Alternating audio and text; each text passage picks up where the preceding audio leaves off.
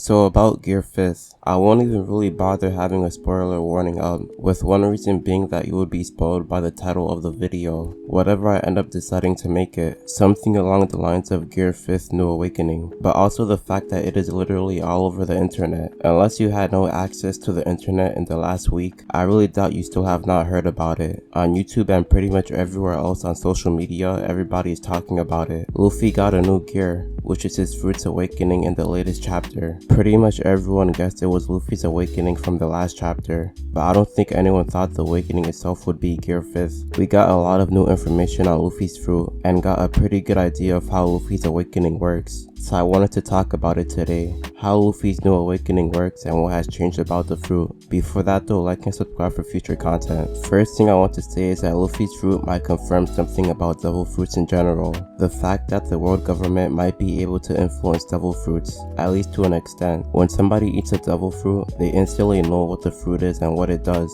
Not every little detail about it, but you learn how it works on a basic level. And the name of the devil fruit. The girls say in the chapter were the ones that revealed the truth about Luffy's fruit. They revealed that it isn't a paramecia, but instead a mythical zone, which is a whole nother thing altogether. The Gorosei talked about zone fruits having a will of their own, which means that to an extent, at least as far as zone fruits go, they are somewhat sentient, maybe not able to interact or socialize or anything, but they can choose who gets to eat them or something like that. The Gorosei failed to get the Gamu Gamu no Mi for 800 years, so the fruit could probably influence who gets to eat it. But yeah, the actual name of the fruit is the human fruit. Maru Nika. I don't really know what Nika translates to. I googled it and several translations popped up, and I know some Japanese phrases have multiple meanings, so I didn't want to choose the wrong phrase and spread misinformation. But the girls say also called it the Sun God, so I'll just assume it's something that relates to the nickname. That's not actually part of the official name, I'm pretty sure. It's just something the girls say called the fruit. But yeah, if Luffy didn't know about any of this, the girls say must be able to influence the knowledge devil fruits give you. Also the fact that they even knew Luffy was about to awaken. They have some way to keep track of fruits and the progress users have on them. That's the only way they were able to notice that the fruit was about to awaken. The girls say have an extra interest in the Gamu Gamu no Mi in particular, but I don't see why they couldn't do this with any other fruit. They somehow changed the name to the Gamu Gamu no Mi, to the point that the person that eats the fruit starts to believe it too. But yeah, that's something indirectly we learn about fruits in general. We know that the world government are probably the ones that published that devil fruit encyclopedia. No one thought they had control of it at this level though.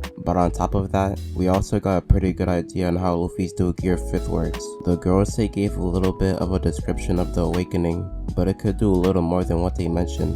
One of the main things about it is the fact that the user can morph their body into pretty much anything. Once Luffy got up, he turned his arm big enough to grip Kaido in his dragon form. The Gorosei mentioned it only being limited by the user's imagination, so I'm pretty sure Luffy can morph his body into quite literally anything. Luffy primarily fights with his fist, so it makes sense that that's one of the first things he does, but there's probably a lot more potential for what the fruit can turn you into. It also makes the rubber his body is made out of a lot more durable and tough, so he got a boost in the power of his attacks with that as well. Then there's the fact that Luffy can also turn objects into rubber outside of his body. This is what I thought and probably lots of other people thought Luffy's awakening would be, because that's what Doflamingo's awakening did, as well as Katakuri's, and at the time all three of them are paramecia, so I was technically right about it being his awakening, but it's not really the main part of it. When Luffy started fighting Kaido again, Luffy was able to demonstrate it. Kaido shot a dragon breath at Luffy, and to block it, Luffy turned the ground to rubber and pulled it up to protect himself. These other objects probably have rubber that is as strong as Luffy's body, because when it made contact with Kaido's dragon breath, it actually managed to direct it back at Kaido. Before, Luffy's rubber could only direct things back like bullets at the maximum. I don't think Luffy ever got hit by one of Kaido's breaths directly, but he always avoided them when Kaido tried, so I'm guessing he more than likely could not reflect one of those if he tried before. But with how his rubber property got an upgrade, he can reflect way more projectiles now. It's confirmed to extend to elemental projectiles, and most likely a lot more different kinds of attacks. That's more or less what we have seen so far with Luffy's new Gear 5th. There's probably still more we don't know about, since the explanation we got was kind of vague, so I'm excited to see what other ways Luffy's able to use his awakening. But yeah, if you enjoyed, like and subscribe for future content.